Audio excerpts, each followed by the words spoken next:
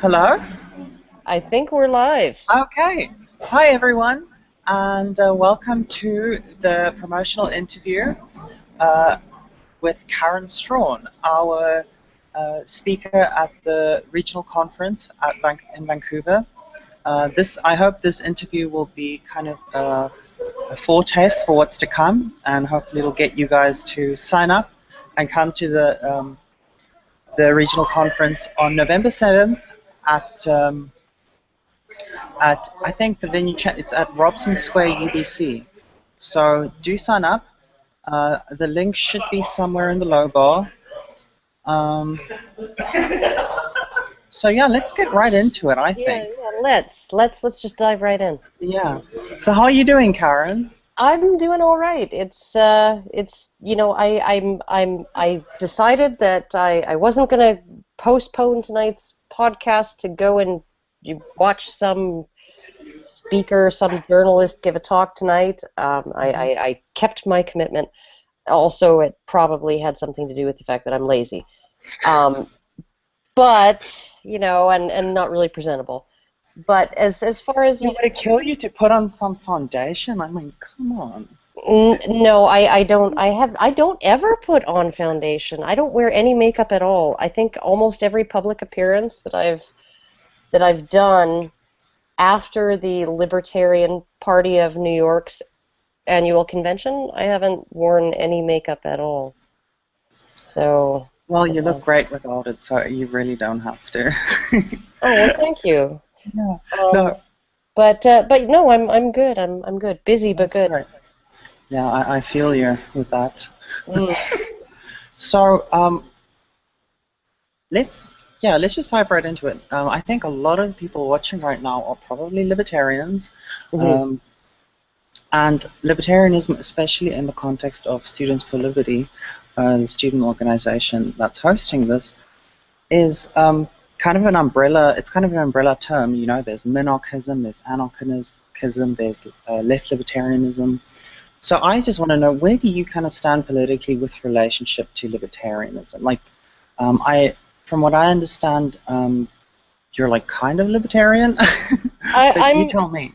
I'm very much for decriminalizing everything that you could possibly decriminalize, and that I do believe that there are some behaviors, some irresponsible behaviors that harm society, and that those could be those really should be dealt with through social stigma, a lot of them, and just general education and trying to persuade people to behave in a responsible manner. But yeah, there are certain things that I think, like drugs, prostitution, things like that. Why are we not legalizing all of that? We're so desperate for taxes. Why are we spending money trying to stop a problem that will never go away? Why aren't we regulating and taxing it? And allowing these, allowing sex workers to have access, unfettered access to the help from the police when they've been assaulted or robbed or abused by the people who are supposed to be protecting them. Why would we have a system that does nothing but cost, doesn't stop anything, does nothing but cost us money, right? So essentially that's where I stand on all of those sort of social problems.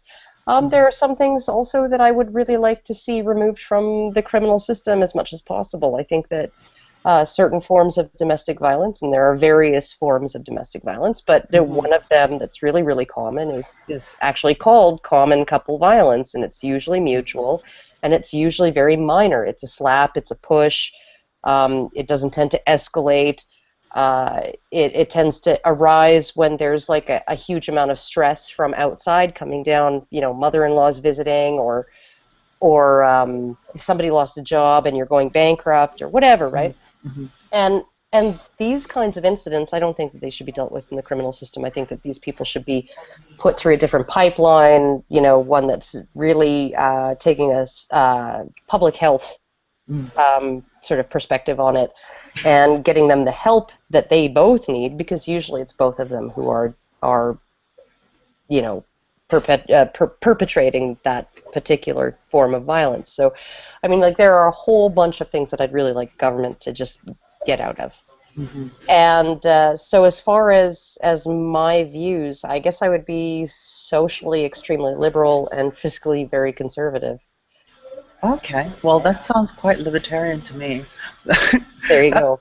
Yeah, that's how I kind of consider myself as well, which is actually that's very close to classical liberalism. Yes. Yeah. So I think liberal, the word liberal, has really gotten a bum rap of late, and a lot of it has to do with well, it's a lot of it has to do with what my talk is going to be about at this conference, which is essentially, is feminism a friend of liberty, right? So, and I really don't think it is. Right. We're going to get right into that, actually. So, my question, and I know the answer to this, but this is a question that a lot of listeners probably want to know, is why anti-feminist? I mean, it may seem strange to people who see feminism as mostly good, especially historically. So why do you identify as anti-feminist, Karen? There's a large number of reasons why I identify as anti-feminist. Like, one of the primary ones is that feminists lie. They lie and they lie and they lie and they lie. They lie about the nature of men and women. They lie about how society works. They lie about pervasive problems in society. In fact, there was just one study that was done of 27 universities in the United States, and they came up with, they used the good old feminist survey instrument that was designed back in the 1980s to determine that 1 in 5 women has been sexually assaulted, right? And even if you want to, like, get into the definitions and say, because in this survey would have captured women who had been asked repeatedly for a date, that would be considered, sexual harassment, sexual misconduct. They would be part of the 1 in 5. But one of the things about this study was there was a 19% response rate, and that's an extremely low percentage of respondents to a survey that's distributed quite widely. And there was one little figure in this study that can actually be compared against actual figures that we know. And that was the percentage of women who participated in the study, 2.2%, said that they had been victims of sexual misconduct on campus and had reported it to their university. So 2.2% of women who did the survey said that they had reported sexual misconduct to their university. Now, in the U.S., that information is a matter of public record. That's under the Clary Act, under Title IX. They have to disclose those numbers every year, the numbers of reports of sexual misconduct. So if you actually extrapolated that 2.2% onto the number of women in college today in America, the number of actual reports would have to be about 40 times higher than it is to make the number of actual reports to universities jive with the number of reports that this survey would indicate there would have to be, right? So there are 40 times fewer actual reports, than you could extrapolate from this survey. So the survey is off by a factor of 40, right? But they still say 1 in 5 women has experienced this. So, I mean, it's absolutely ridiculous, some of the stuff, and they're changing legislation based on these figures. They're using these figures to convince legislators to pass all kinds of laws that erode due process and make all kinds of problems on campuses. So, there you go. Yeah. That's one reason. And another reason is that I just think that essentially, like, we've been duped, and that we're setting ourselves down a very bad path. As far as you know, you look at safe spaces on campus, trigger warnings, all of these things that are spearheaded. I just read today that over 1,700 men now in New York City have been arrested for manspreading on mostly empty subway cars. Right? So you're looking at, 14 people in a giant subway car and a guy's sitting with his knees more than 7 inches apart and he's under arrest. So, I mean, it just seems authoritarian. It seems tyrannical, and it's full of bullshit. So, yeah, no, I mean, like, what I'm saying is women having the right to vote, no problem. Women having the right to bodily autonomy, no problem, right? All of those things. But there is a whole host of other things attached to feminism that maybe the general public isn't necessarily aware of, and they're not necessarily aware, even if they're aware of those things, they're not aware just how bullshit they are, that we have to consider when we're considering feminism. So. Yeah, absolutely. I think most people, when you say anti-feminist, they're like, you don't believe women deserve the right to vote? That's usually the train of thought. It is, and people ask me that, like, and they'll kind of frown and they'll say, so what, you don't think women should have the right to vote? And I'll be like, no, but here's an example of what I'm getting at. And most of the time, in fact, like, I've never had a bad reaction from, and I'm not reticent about my views. I talk to people at work about my views. I talk to the regular customers about my views. I talk to the cashier at the store about my views and what I do, and all of these things. And you get that initial confusion that, like, so suffrage, is that what we're talking? Or women being able to work and go to school, and no. But even the whole suffrage movement, there's a lot of mythology surrounding that as well, no? Oh, there is. There's a huge amount of mythology surrounding it, and they say history is written by the victors, and so what your kids are learning in school is really not a clear picture of what was actually going on back then. And suffrage was very much presented the way abortion rights are presented in the United States today.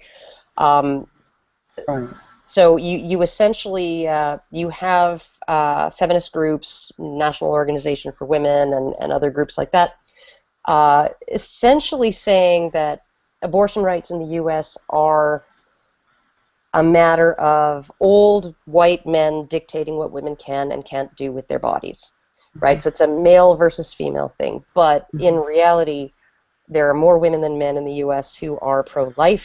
Out of the people who are pro-choice, there are more women than men in the U.S. who want restrictions put on abortion. So this is not, and there is a very, very strong women's lobby on both sides of the issue. So this is not a men versus women issue at all. And suffrage was the exact same way. Women's suffrage had a very, very strong female lobby on both sides of the issue. And I remember seeing one British politician quoted who essentially said something along the lines of, I have never once heard of a situation where a politician was being had it demanded that he give something to a population that the population was indifferent to, right? However, in this case, I'm being asked to give something to a population who is very loudly saying they don't want it, right? They're not just indifferent, they don't want it. And they didn't want it for good reason, right? They didn't want it because they thought citizenship, and citizenship at that time was, because full citizenship for men was attached to all kinds of responsibilities. Men were 100% financially responsible for their families, including their widowed mothers and their unmarried sisters and their adult daughters, who all had a certain privilege to expect to be supported if they were unable or unwilling to work. Men had a responsibility to comply with hue and cry laws, so a man could, who was a bystander, could be held criminally accountable for not intervening when a crime was being committed. Men had a obligation to obey a police officer, to help an officer detain a suspect or quell a crowd or do something like that. He had an obligation legally to, if a sheriff formed a posse and said, yeah, you're here, get on your horse, he had a legal obligation to do that. He had a legal obligation to be in a bucket brigade if a fire marshal commandeered him during fire, no matter what he may have, even if he had better things to do.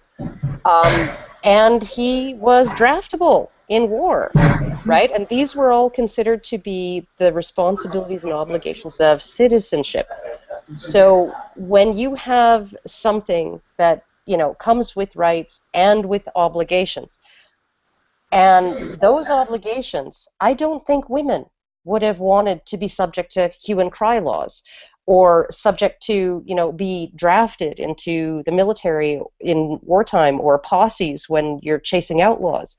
I don't think women would have wanted those responsibilities, and they believed that full citizenship rights they thought it was a package deal, right? Little did they realize that, of course, they were going to get the vote for free, so I don't know why they even bothered fighting it, right? Because none of those responsibilities came for women when they got suffrage. Despite the fact that most of the men who fought in World War I didn't have the vote in the US, Canada, and the UK. That's astonishing. It just kind of sounds like men maybe didn't have it that easy, like they weren't that privileged or something. Yeah, no, I know. It's the most amazing thing because, prior to feminist activism, the fathers got, sort of there's a default assumption that the father would get custody of the children after divorce, and that was because he was 100% financially responsible for them, and so he would get the kids, and his ex-wife owed him nothing, and owed the kids nothing. She was free and clear. I mean, she might be penniless, depending on who was at fault for the breakdown of the marriage, but she was free and clear. She didn't owe anybody anything. Then Caroline Norton in the UK lobbied strong and hard enough, convinced legislators to bring in the Tender Years Doctrine, which switched the norm to default mother custody, but it didn't switch the financial responsibility at all. So now you had, essentially the default was that mothers got young children who were not working age, so children under 10, who could not earn their own income. And fathers still got the bill. So now, no matter who was at fault, even if she was at fault for the breakdown of the marriage, she still got lots of alimony because he was still responsible to support the household of his minor children, and she was now head of that household. So we had a situation that we call now male patriarchal privilege, where men got the kids and the bill. And yet, when we switched it over, and feminists will say this even now, right? Default mother custody is actually misogyny because it relies on this assumption, this misogynistic patriarchal assumption that women are the better caregivers. And so it's sexism against women, and and they're not going to fight it or anything. In fact, they're going to fight to keep it in place, but it's still part of patriarchy, right? Oh my God, it's just, ugh. Why are you so hard on the feminists, Karen? Why am I so hard? Because they're bullshitty. They could take any situation and twist it around. Like, all roads lead to misogyny. So you could have a man that gets lynched over a false rape accusation, and the woman doesn't suffer any kind of punishment whatsoever, and they will say that happened because of our misogynistic patriarchal system. Right? It actually happened because society hates women. Yeah. Yeah. And then they drop the mic and walk off the stage. Yeah, you have to take that as face value. The underlying theory it's not that that's questioned. You can't question that. It's just how you apply the theory. But the theory is there, and it has to. That's an axiom. It's axiomatic. You can't question it. Every instance of discrimination is caused by misogyny, essentially, is what it boils down to. And so any discrimination against men would be secondary misogyny or a side effect of misogyny or a byproduct, an unwanted byproduct of misogyny or patriarchal privilege backfiring. So, yeah. So you're really outspoken about your concern with men's rights and men's issues. My question to you is, do you think the state is a good tool for furthering men's rights and resolving men's issues?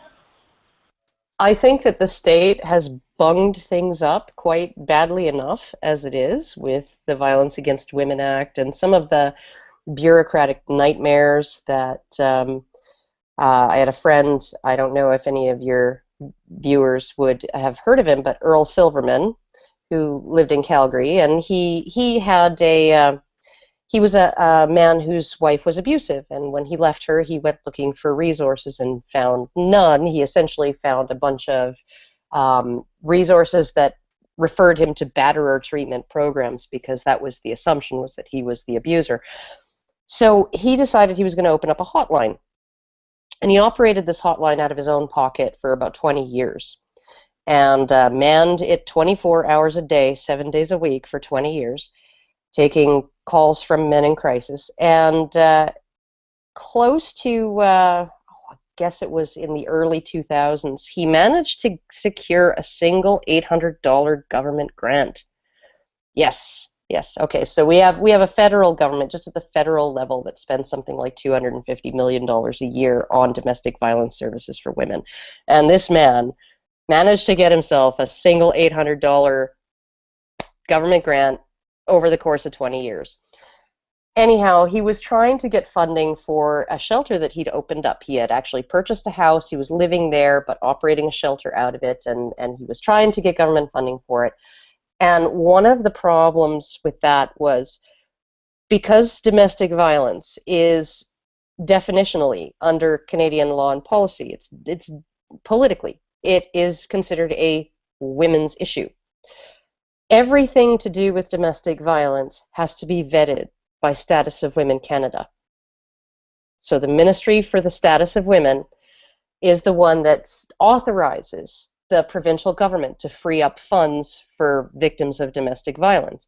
Now, Status of Women Canada doesn't have to be equitable by gender. They are a ministry for women, specifically for women. They don't have to serve anybody other than women. So essentially he would go to the province and the province would say, well, you have to get authorization from Status of Women Canada. So he would go to Status of Women Canada and they would say, well, all of the funding comes from the province. So go back to the province. So he would go back to the province. They would say, well, yes, we have funding for that, but we can't authorize the release of any funds without the authorization of Status of Women Canada because domestic violence is politically a women's issue. So he would go back to Status of Women Canada, and Status of Women Canada would say, well, we have no mandate to help men. Go back to the province. And then, so he ends up trying to sue through human rights legislation in Canada. And of course, males are not a protected group under Canadian human rights legislation. So they essentially told him the first time he tried to get a hearing that it is impossible for anyone to discriminate against men legally, like officially, technically, because it's not illegal to discriminate against men. So there's no law against it, so you can't sue anybody for it. So the law itself discriminates against men by saying that it's okay to discriminate against men. So he went back with an argument that essentially said that as society and circumstances change, the law needs to change too, and the judge, and this whole time he's representing himself pro se against two lawyers, one hired by the government and the other hired by the provincial network of women's shelters. Okay, so it's just him against these two lawyers. He convinces the judge that yes, the law needs to change. But the judge then, or the adjudicator then says, however, there's nobody in the government, there's no ministry or department or individual even whose job it is to fund, to provide male, funding for male victims of domestic violence. Therefore, there's nobody you can sue. There's nobody for you to sue. Because that person doesn't exist, you can't sue them for discrimination. Didn't he end up committing suicide? He did. He ended up, after running his shelter for 2 years, he ended up having to sell it. He ran out of money, and I guess he was very, very despondent about he'd just been denied his second hearing, and he had actually sort of gone way over the top. He had committed what he felt was just enough of a crime that they would maybe prosecute him, and all of this stuff would actually end up on the public record, right? Because thus far there is really no public record of it. So he figured if they actually put him on the stand, all of this would come out in the open. And the moment that they realized that that was sort of what he was betting on, they dropped the charges.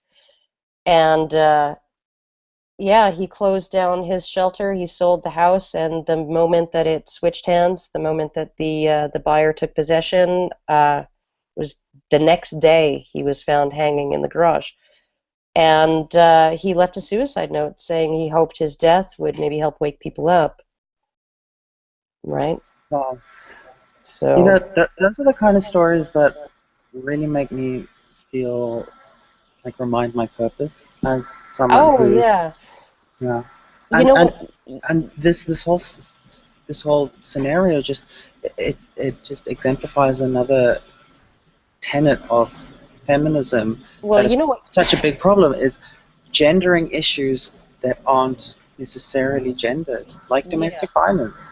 Yeah, no, and what really bothered me was I don't think his body was even cold before feminists on Huffington Post and Slate and Salon and all these places came out of the woodwork and wrote articles about how he was just a very uncooperative man who just couldn't do what it took to work within the system. Right? That, of course, everybody would want to help him, except he was confrontational and refused to work within the system. And I'm thinking to myself, the system says domestic violence is a women's issue, and therefore it goes through Status of Women Canada. And Status of Women Canada doesn't have to give any money to men. So how do you work within that system as a man? Yeah, that's really insane. So I guess that's a resounding no in terms of is the state a good tool? It's really not. It's really not. I mean, I would love it if we could just get. I would love to see domestic violence no longer be a specific crime.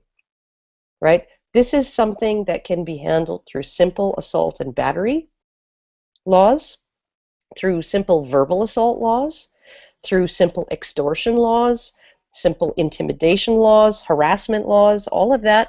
There does not need the whole reason why we have laws specific to domestic violence is so that we can gender things like assault and homicide and harassment and verbal assault and verbal abuse and all of these things, right? So that we can gender them and essentially define them through a male perpetrator, female victim lens in the context of the law, right? That's the only reason we have that. Yeah, that's what it seems like to me too. To be honest, I would have to agree with you on that. Another question that I have, or at least something I'd like you to comment on, is when I joined Students for Liberty as a campus coordinator, I was actually quite surprised by the large number of feminists identifying libertarians. I guess I was surprised because of my knowledge of how feminism has a history of utilizing the state to achieve their ends, often quite unjustly so. And I was wondering if you could speak to that, about kind of the legacy of feminism using the state to achieve their ends. Oh God! I mean, like it's been right from the get-go. It's essentially been right from the word go. Feminism has. I mean, you even see the suffragettes. A lot of them were also involved in the temperance movement, and even before women had the vote, the Women's Christian Temperance Union and their sort of suffragette allies managed to convince most of the U.S. to prohibit alcohol, right? And one of the ways they did it was they used to go from town to town and put on plays where you would have a man drinking. He'd come home from work, he'd start drinking, and then he'd beat his wife, right? And so it was like, when men drink, they beat their wives, so let's ban alcohol, right? And you know, the country bought it. They were like, oh my goodness, these horrible rapey, beaty men that beat and rape their wives, like, oh my god, and they don't work. They don't go to work the next day to earn money to support them, like these poor women, right? And but yeah, no, they've had a very, very authoritarian streak, an authoritarian streak a mile wide, right from the very beginning. And when it really comes down to it, they want they want more of the government pie. They want to they want to lobby to increase say, or decrease the amount of child support arrearage that's going to land a guy in jail. They want that reduced from $5,000 to $2,500 or whatever. So if you lose your job and you're unemployed for a month, you're going to jail, right? Because feminists want that. They want more draconian measures put in place. The yes means yes laws, especially right now, that are going through. They are at the moment being proposed solely for people on campus, but they are talking about extending that to the law in general, the criminal law in the United States. And one of the horrible things about this yes means yes stuff it's I have to jump in, I'm sorry, but it's a law that tells us how we need to have sex. Oh yeah, no, it is. It writes the script. Yeah. The ancient old script. Yeah, no, it's like, and not just that. It's not just that they want to tell us how we're supposed to have sex, because obviously the way I want to have sex with my boyfriend is not acceptable, right? Because frankly, when it comes to rape in my household, by the feminist definition, probably happens 3 times a week. And it's, kind of 50-50 who's the perpetrator and who's the victim, right? At any given point, right? Because we don't have sex that way. And most people don't have sex that way. They don't ask for permission at every escalation of a sexual encounter. In fact, if you actually watch an enactment of 2 people doing that, it kind of feels creepy and weird. But what yes means yes actually does, and it's actually stood the test of an actual court of law, where a man who was expelled from a university based on yes means yes, which means that he has to affirmatively prove and demonstrate that she consented. So she doesn't have to demonstrate that he committed a crime. He has to demonstrate that he didn't commit a crime, right? The judge in that court said it reverses the burden of proof. What is going on? This cannot be. Will not stand in the law. It won't stand up to the law. But they're trying to make this the law across the United States. So, just. Yeah. No. I think. I've also found that there tends to be a sizable constituency of libertarians within the men's rights movement. I'm sure you've kind of found that too. Why do you think that is? I think that libertarians tend to. I mean, it may be that libertarians tend to be a little bit more aspy than other people, right? Like they have this way, and people. And like, don't get me wrong, I'm a little aspy, and but they tend to have this way of being able to zoom in. I'm kind of aspy too, so. There you go. Zoom in on an issue and really examine it, and then pull out and see how that issue fits in with all the wider issues, and stay really dispassionate about that. So it it seems to be that that people who can separate their emotions from their uh, their sort of analysis of how things work, right? The matrix that we're living in, um, whether it's economic or political or gender or whatever, they seem to be more likely to end up libertarian and end up anti-feminist, right? So, and the men's rights movement, it was libertarian thinkers. It was almost entirely libertarians who carried the torch from, Except for Bax. Bax was a socialist Marxist, but he was ages and ages ago. He was like back in the 1910s, right? Yeah. 1908, 1911. But I'm talking about, in the era of Warren Farrell, when he was, when he broke off, when he got booted out of feminism, right? I mean, this was a man who was twice elected to the board of the National Organization for Women's New York chapter, right? He was a staunch feminist until he started thinking, well, okay, but if women are paid 66 cents for, at that time, that's what they were saying, 66 cents on on a man's dollar, why would anybody hire a man? So obviously there's something else going on here, right? Because if I could have a 33, 34 cent per hour advantage, or per dollar advantage on my labor costs, I would certainly jump at the chance. I would hire only women, because if they're getting that for equal work, yeah, no, sign up, line up, ladies, you're hired. So he actually took a very analytical approach and found that a lot of the analysis of feminism was very, very surface level. It didn't look into anything deeper than just here's what the average man is paid, here's what the average woman is paid, and we're just going to say that's unjust, things like that. And when he started asking questions about this stuff with his feminist friends at the National Organization for Women, they booted him out. And that was sort of at a time when there were sort of two branches of the men's movement. One was called the mythopoetic men's movement, which sided with feminism, and it was the we're going to have drum circles in the woods, and we're going to talk about our feelings, and we're going to have, we're going to like cut some onions so we can cry, Yeah, and I've do I've dream noticed these analysis. two things. I've noticed these two streams as well. There's Yeah. the kind of airy fairy la-di-da-di kind of Hmm. men's issues stream, and then there's the more one that I relate to.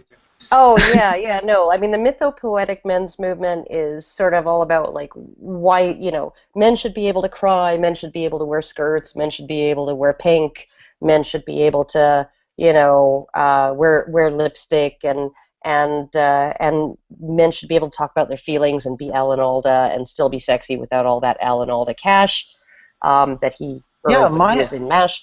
And with the rest of it, the libertarian branch of that was like, yeah, no, we just want equal representation under the law. We just want equal treatment under the law. We want alimony reform. We want all of these legal changes. And fuck all that eyeliner stuff and wearing pink. I don't care. yeah, but because I think most men, it's not a case of like I think most of men think like I know I can wear lipstick if I want. I know I can wear pink if I want, but I don't want to. That's not what I want. I want fair treatment. Yeah. I think that's what it's about. Oh Um, yeah. I think that really is, and it's most men are willing to not sweat the small stuff, right? So if somebody makes fun of their pink shirt, they just get a pink shirt that has the phrase "All my black shirts were in the laundry," and with the middle finger on it, right?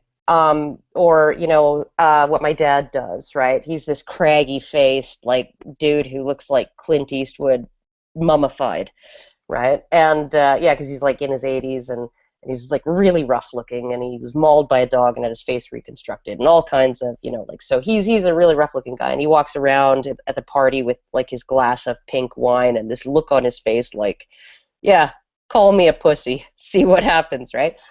Um, he's like totally shameless about it, and then he'll stick out his little finger, you know, um, and go, oh, you know, But I mean, it's just essentially like this is what like men don't really care about that kind of like when you're looking at the things that really make men commit suicide, that really drive them into despair, that leave them homeless on the streets. The primary issues are divorce, um, false accusations of all kinds of things, whether it's domestic violence or sexual assault or whatever, um, and domestic abuse, and the complete lack of compassion that they get when they're victims of that. Absolutely, and I think a lot of it does not have to do with, oh, well, men couldn't talk about their feelings, so the only option they had was killing themselves. I think that's not, at least from my experience. It's completely bogus. Yeah. Men don't talk about their feelings the way women do, but they definitely talk about them. One of the things that was really insightful that someone named Tom Golden, he spoke at the first international conference on men's issues, and he's a psychologist who's been studying men, particularly how men grieve and heal, for decades.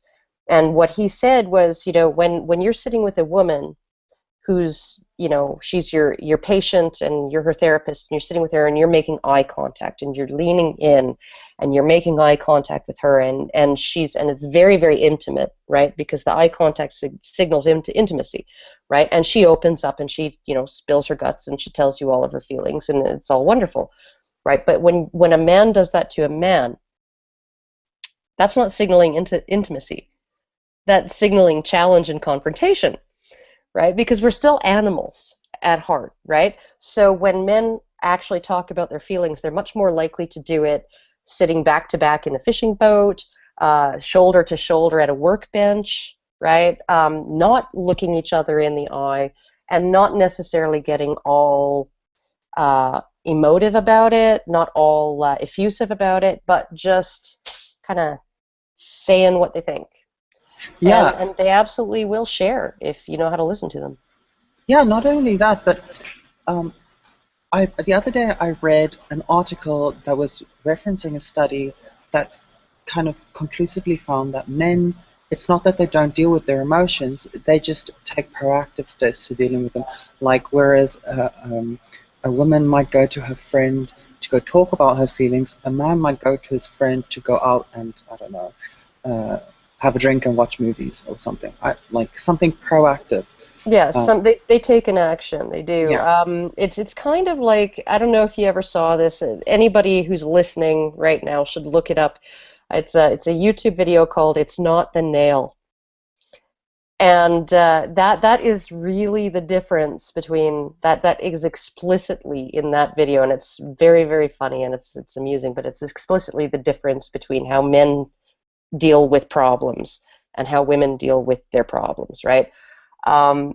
Women often just want to vent. They just want to vent their spleen. They just want to talk about it and get it out. They don't want you to solve their problem, right? So when you have a man and a woman, and the woman's expressing some kind of frustration, and the man he's appearing to not even listen to her or not empathize with her, but what he's really doing is trying to figure out, okay, how can I fix this, right? What advice can I give that will help her fix this, right? What course of action can I recommend that will help her fix this? And then he'll tell her that course of action. She'll be like, I don't want you to fix it. I just want you to listen, right? Whereas with men, it's they want to take an action. This is what seems to be the driving force between the difference in male and female suicide, is that when men have a problem that's really, really hurting them, they feel a compulsion to take some action to fix it, right? Women can sometimes be okay just bitching about it, right? Men feel a compulsion to fix it, and if there is no way to fix it, then they don't see a way out, because just bitching isn't going to fix it. That's why they don't go and get counseling, right? That's why most male suicides didn't go and see a counselor. They didn't go, because what's a counselor going to do? Just listen to them bitch. Do you think that it might be possible that men commit suicide because when they do seek help, they feel like they're not understood, because the psychological field kind of views masculinity as a problem, and they don't view men as having problems, but men as being problems in and of Oh, themselves. certainly, certainly. I think that the entire field of psychology is sort of it's geared toward female ways of grieving, female ways of healing, female ways of communicating, and it is very, very much female dominated now, and that's because I think women are more expressive with their emotions, right? They're more likely to express any given emotion at any given time than a man is. So essentially, especially the negative ones like sadness, loneliness, despair, despondency, fear, right? Anxiety, those things. Um, Anger, they seem to do okay with, but there are reasons for that. There are evolutionary reasons for that. Um, but essentially, you have an entire field that's designed to help people that's really geared towards the way that women need to be helped. And so when men go in, even if they have a sympathetic counselor, even if they have a counselor that doesn't see masculinity as a problem, that doesn't necessarily mean that the counselor knows anything about masculinity, um, or how men deal with their feelings or anything like that. So, Yeah, um, I've been seeing that too, to be honest, and I think that is a big issue at the mm, moment. I just want to circle around to back to feminism and ask you. So we have these kind of libertarian feminists like Christina Hart Summers, Wendy McElroy, or McElroy, I'm not sure how you say it, uh, Camille Paglia. mm. Do you think they can save feminism? If and does feminism, is it worth being saved? I think that pardon me, sorry, allergies. I think that their conceptualization of feminism is actually very, very different from what the mainstream of feminism always has been. So even if you go back to, like, I know that Christina Hoff Sommers feels like that feminism has this noble tradition, this noble historical tradition, right? That's rooted in the Enlightenment and all of that. Well, the Enlightenment did um, set the conditions that allowed feminism to happen, right? But that doesn't mean that feminism embraces, on the whole, the values of the Enlightenment. And I don't think it ever did. I mean, if you go back to the Declaration of Sentiments and you look at that bullet point list of grievances and you see that they blame men for every single thing, and that the entire history of mankind is a history of his usurpations and tyrannies over women.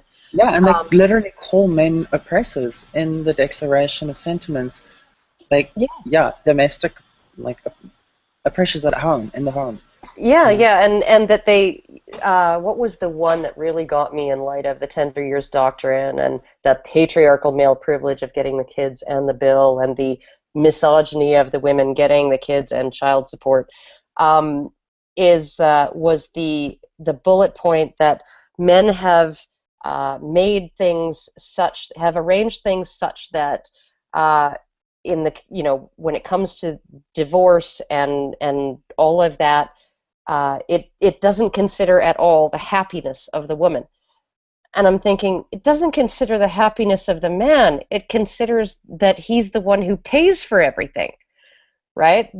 That's why it wasn't about his happiness. It was about who's paying for shit, right? And so they essentially turned it around so that the system prioritized women's happiness, right? And really just kept men paying for shit. And who cares if they're happy, right? Because we never cared that they were happy. That's not why we gave them custody. So yeah, no, it was just absolutely, the document itself is just, it's just like an orgy of man hating mhm. and man blaming. And so if you think that that's the noble beginnings of a noble tradition, right? And that somehow feminism lost its way and became man-hating in the 80s or whenever it is that you think it lost its way. Yeah, no, no, it was No. always, and I don't, so I appreciate, I absolutely appreciate Christina Hoff Sommers and Wendy McElroy and Camille Paglia and all of these women, I tend to see them as individualists, not feminists, right? And I don't think that they can rescue feminism, because I don't think that it was ever a damsel. It was a harridan the whole time. It was a virago the entire time. It was never a damsel. So. I think that's a great answer. I can't help to agree with you. So there's this thing that I came across today, and I thought I'm going to ask Karen what she thinks of this. Uh-oh. So some feminist page online on Facebook shared a little meme that kind of explained a new word, and it's called man-jacking, which kind of sounds like a porn term, but well, so does man spreading, and so does man slamming, so I don't know why man jacking would be any different. So it's defined as the phenomenon of men hijacking a conversation, hearing a forum about women's rights, and interjecting their opinions to make it all about them and their issues. I thought we already had names for that. It was derailing and sea lioning. But but wait, derailing doesn't have man in it, and sea lioning doesn't have man in it. So I guess we need a man jacking. Yeah,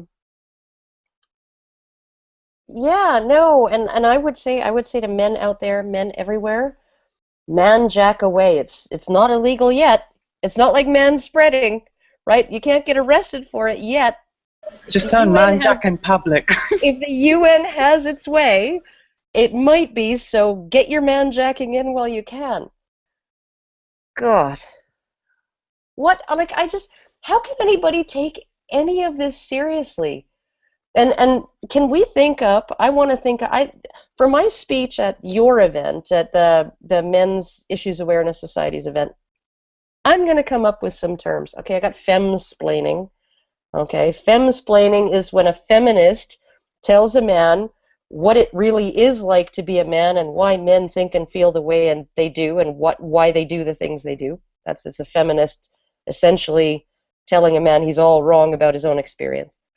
So I need a few others. If anybody in the chat or in the comments of this video can make any suggestions of portmanteaus with the word femme that I can sort of stack up against the man slamming, man splaining, man spreading, man jacking, man stuff, you just go ahead and suggest them.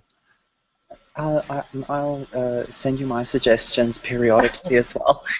Right. I want, actually, maybe we can Google bomb it, I seem to recall Dan Savage of Savage Love, the gay sex advice columnist, managing to make it so that the first 1,000 results on Google, when anybody searched for the words for the name Santorum, when Rick Santorum was running like 10 years ago, came up as oh God, can I say this on the air? That frothy mix of lube and fecal matter that is sometimes the unwanted byproduct of anal sex. That was the definition of Santorum 10 years ago, right? So anybody who was searching for Rick Santorum, the first 1,000 or so Google hits would be that. And I think that we can, just with a little bit of effort, we can Google bomb some good femme terms and make them, or even just some names. We're going to pull a Marcotte. We're going to pull a Valenti. To pull a Marcotte, to pull a Valenti, and just associate those names with. Yeah, with they should spread the culture like memes. Like, there you go. Feminist terms do, yeah. Like meme with meme. Exactly. Not just some casual questions. What's the most memorable moment that you had during your time as an advocate for men's issues and men's rights? I don't know that there is one. I don't know that there is a single most memorable moment. I mean, I've enjoyed all of the travel. Well, I've hated all of the traveling I've done, but I've enjoyed all of the places I've gone.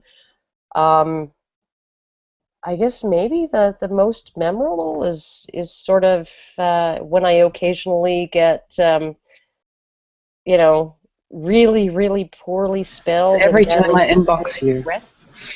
Oh, okay. I'm sorry. I'm sorry. It's every time I see you in my inbox, Theryn.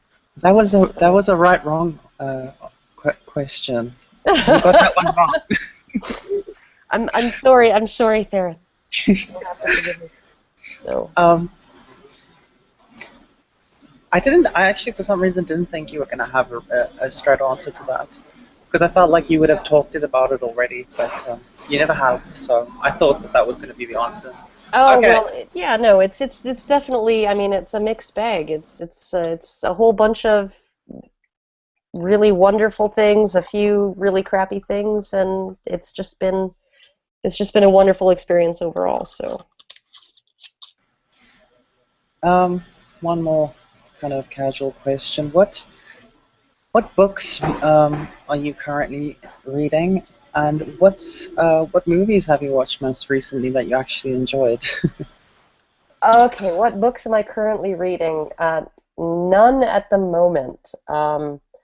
There is one that I am about to purchase called The Privileged Sex. It's available on Amazon, and it's essentially sort of a reverse coin, examination, look at the other side of the coin, um, about the sort of the relationship between men and women in society, and what we all sort of feel, but none of us really realized. This seems to be the ongoing theme in my work, is that people are like, oh, I've been feeling this, but I could never articulate it, right? I never, and I thought I was going crazy, and now I know I'm not.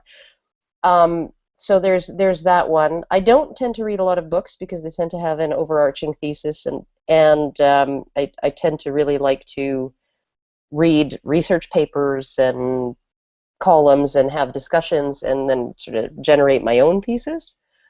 But as far as movies, oh God, it's been a while since I watched a movie. Although just tonight I watched the season closer of Rick and Morty, and it ended on a very, very sad note.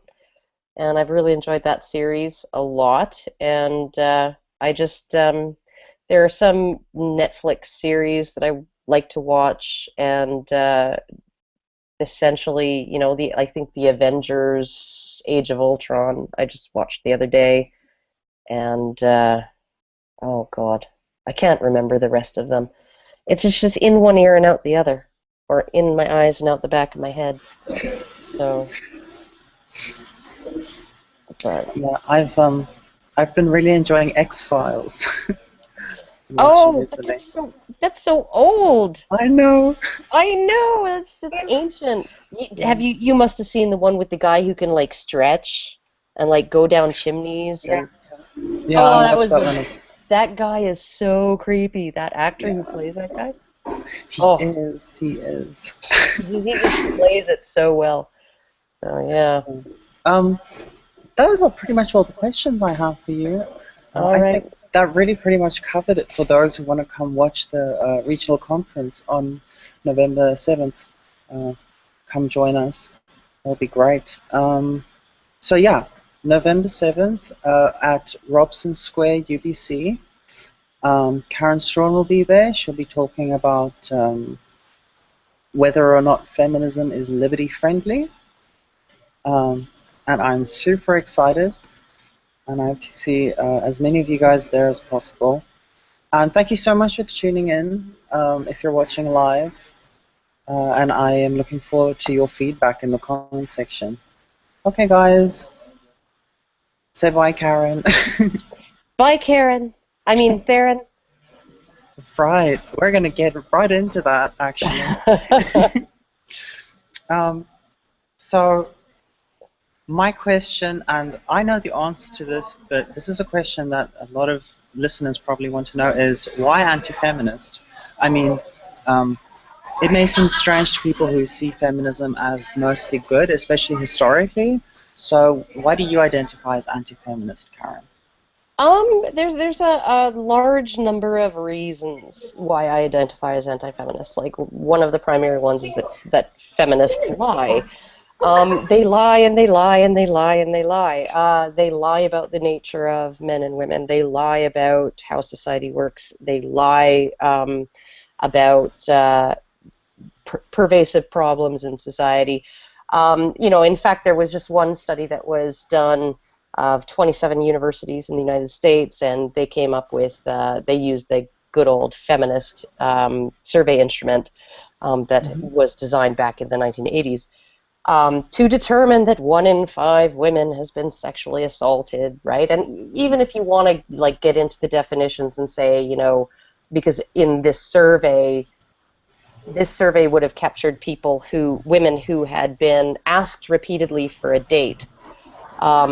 That would be considered, sexual harassment, sexual misconduct. That would be part of. They would be part of the ones to arise when there's like a huge amount of stress from outside coming down. Mother-in-law's visiting, or somebody lost a job and you're going bankrupt or whatever, right? Mm-hmm.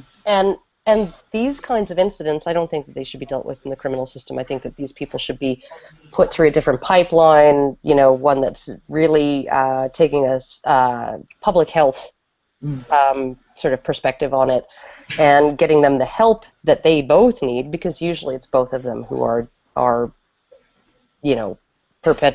perpetrating that particular form of violence. So, I mean, like, there are a whole bunch of things that I'd really like government to just get out of. Mm-hmm. And so as far as my views, I guess I would be socially extremely liberal and fiscally very conservative. Okay, well that sounds quite libertarian to me. There you go. Yeah, that's how I kind of consider myself as well, which is actually that's very close to classical liberalism. Yes. Yeah. So I think liberal, the word liberal, has really gotten a bum rap of late, and a lot of it has to do with well, it's a lot of it has to do with what my talk is going to be about at this conference, which is essentially is feminism a friend of liberty, right? So, and I really don't think it is.